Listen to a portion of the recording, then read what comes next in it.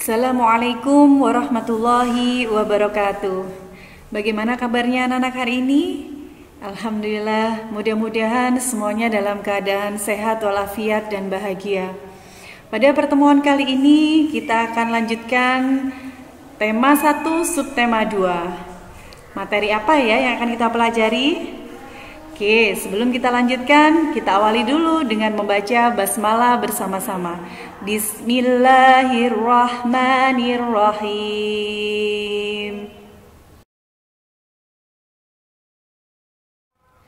Nah, pada pertemuan kali ini kita akan belajar tentang muatan IPA. Di dalam muatan IPA ada 2 yang akan kita pelajari. Yang pertama yaitu tentang kerangka manusia. Yang kedua tentang otot-otot manusia. Penasaran? Yuk, semangat ya! Yang pertama kita akan pelajari yaitu sistem rangka manusia. Apa arti sistem rangka manusia? Rangka manusia adalah rangkaian tulang-tulang yang memberikan manusia bentuk, struktur, gerak, dan perlindungan. Berdasarkan bentuknya, rangka manusia dibagi menjadi 2 yang kita pelajari. Yang pertama adalah tulang pipih. Disebut pipih karena bentuknya tipis. Ada di mana tulang pipih itu? Contohnya ada di tulang rusuk dan tulang kepala. Yang kedua, tulang pipa. Kenapa disebut pipa? Nah, anak-anak bisa membayangkan pipa bentuknya apa? Bentuknya silindris ya, dan tengahnya ada lubangnya. Sama seperti itu. Contohnya ada di mana? Di tulang lengan, tulang paha, dan tulang-tulang yang lain. Jika berdasarkan jenisnya, tulang rangka manusia dibagi menjadi 2, yaitu tulang rawan dan tulang keras. Tulang rawan berarti tulangnya tidak keras, contohnya di cuping hidung, sehingga cuping hidung kita, ujung hidung kita bisa dibelok-belokkan ya. Kalau bersin, nah kalau pilek, nah bisa dibengkok-bengkokkan. Yang selanjutnya adalah di tulang telinga. Nah, yang bundanya marah, kemudian anak-anak dijewer, telinganya bisa bergerak. Nah, siapa yang pernah kayak gitu? Nah, yang kedua yaitu tulang keras. Tulang keras berarti strukturnya lebih padat. Mana contohnya? Yaitu tulang kerangka kita sebagian besar berupa tulang keras. Oke, kali ini Ibu menampilkan gambar kerangka manusia secara lengkap dari ujung kepala sampai dengan ujung kaki. Pada dasarnya, kerangka manusia dibagi menjadi 3, yaitu kepala, badan, dan anggota gerak.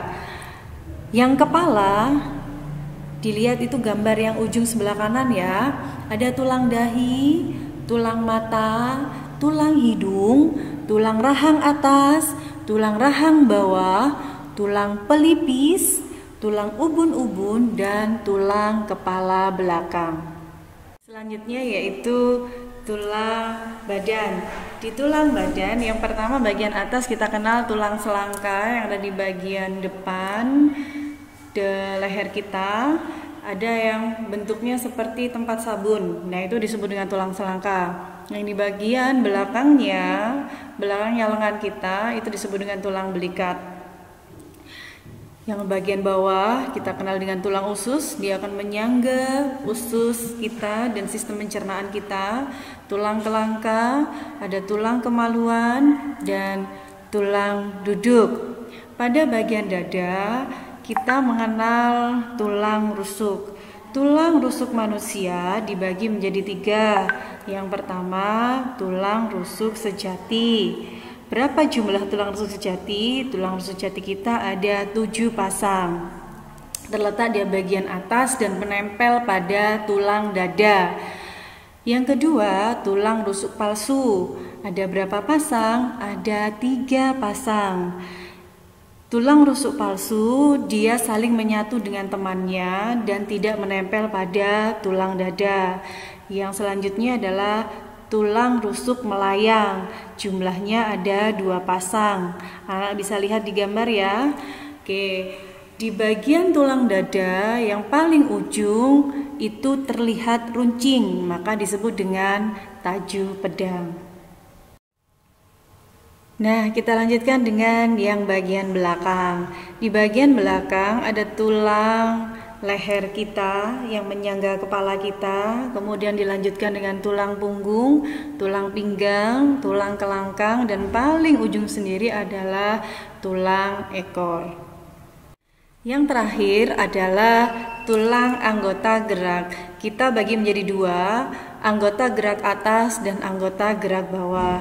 Di anggota gerak atas ada tangan. Di tangan kita yang atas sendiri tulang lengan atas, kemudian menyambung yang lurus dengan jempolnya anak-anak adalah tulang pengumpil, dan bawahnya tulang pengumpil adalah tulang hasta. Kita lanjutkan dengan tulang pergelangan tangan, dan yang terakhir tulang jari-jari tangan. Nah, untuk anggota gerak bawah, tulang paha, tulang kering. Nah, tulang kering yang lurus dengan pahanya anak-anak yang di bagian depan. Nah, yang keras tulang kering, kemudian belakangnya tulang kering adalah tulang betis, dilanjut dengan tulang pergelangan kaki dan tulang jari-jari kaki. Nah, itu tadi struktur tulang kerangka manusia. Wah, betapa hebatnya Allah ya, menyusun tulang-tulang sebegitu banyak dan sebegitu indahnya sehingga tubuh kita bisa berdiri dengan tegak dan kita bisa beraktivitas dengan luar biasa.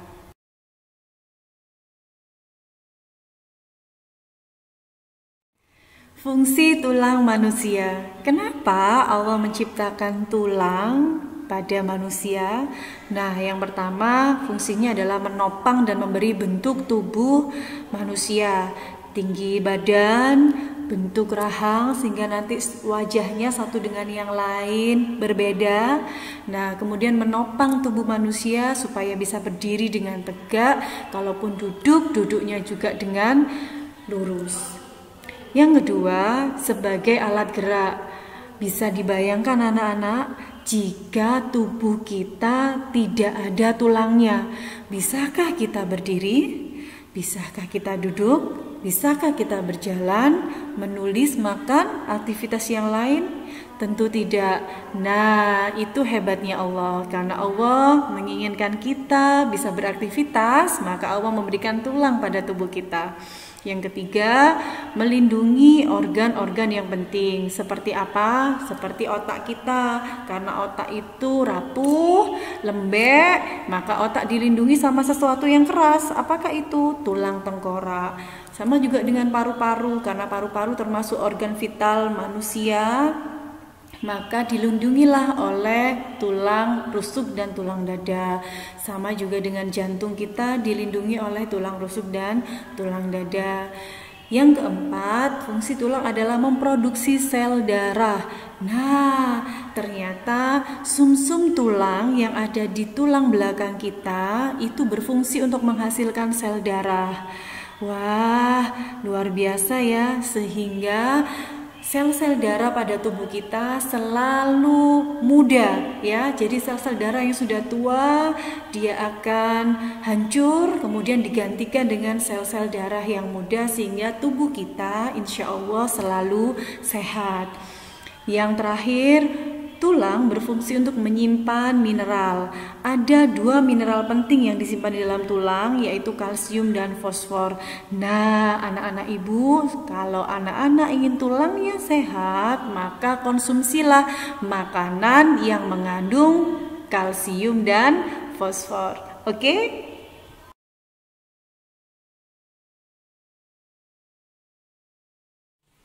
Kita lanjutkan dengan belajar tentang sendi.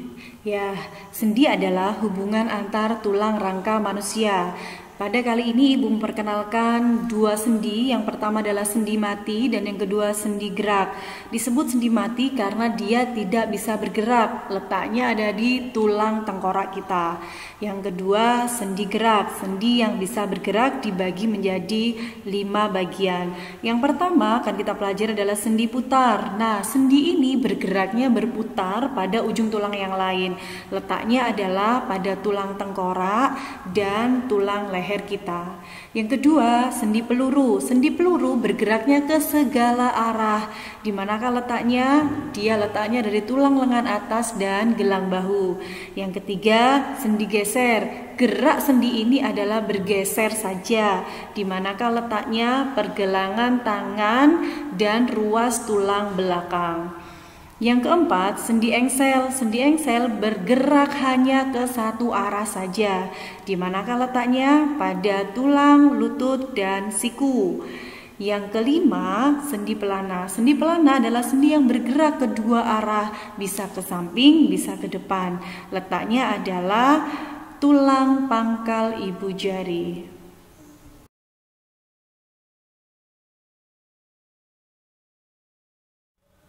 Kita lanjutkan dengan belajar tentang otot. Nah, apa itu otot? Otot adalah sebuah jaringan dalam tubuh manusia dan hewan yang berfungsi sebagai alat gerak aktif yang bisa menggerakkan tulang. Kali ini kita akan belajar tentang otot manusia. Di dalam tubuh manusia terdapat 3 jenis otot. Yang pertama otot polos, kedua otot lurik, dan yang ketiga adalah otot jantung.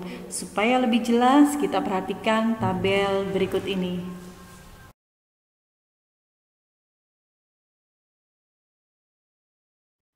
Agar lebih jelas dan mengetahui perbedaan dari ketiga otot tadi, maka di sini ada tabel yang perlu kita perhatikan bersama-sama. Otot polos, otot lurik, dan otot jantung. Nah, cara bekerjanya, otot polos bekerja tanpa kesadaran manusia, otot lurik bekerja di bawah kesadaran manusia, sedangkan otot jantung bekerja tanpa kesadaran manusia atau bekerja terus-menerus tanpa berhenti. Bisa dibayangkan jika otot jantung berhenti, maka orang itu dinyatakan meninggal dunia. Jika kita melihat bentuknya, maka otot polos berbentuk gelondong, otot lurik berbentuk silindris dengan garis gelap terang, sedangkan otot jantung berbentuk silindris memiliki percabangan. Jika berdasarkan inti selnya, maka otot polos memiliki 1 inti sel dan letaknya di tengah. Otot lurik memiliki banyak inti sel, letaknya di tepi, dan sedangkan otot jantung memiliki 1 inti sel dan di tengah. Di manakah letak otot polos? Otot polos terletak di saluran pencernaan kita, peredaran darah kita, dan saluran kemih. Sedangkan otot lurik, otot ini menempel di seluruh tulang manusia. Dan yang terakhir, otot jantung, sudah jelas, otot jantung letaknya di jantung manusia.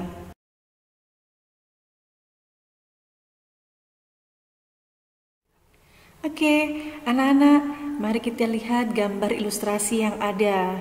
Nah, kalau tadi kita mempelajari perbedaan antara ketiga otot tersebut, nah sekarang di gambar tersebut kita bisa melihat di manakah 3 letak otot-otot tadi. Wah, luar biasa ya ciptaan Allah.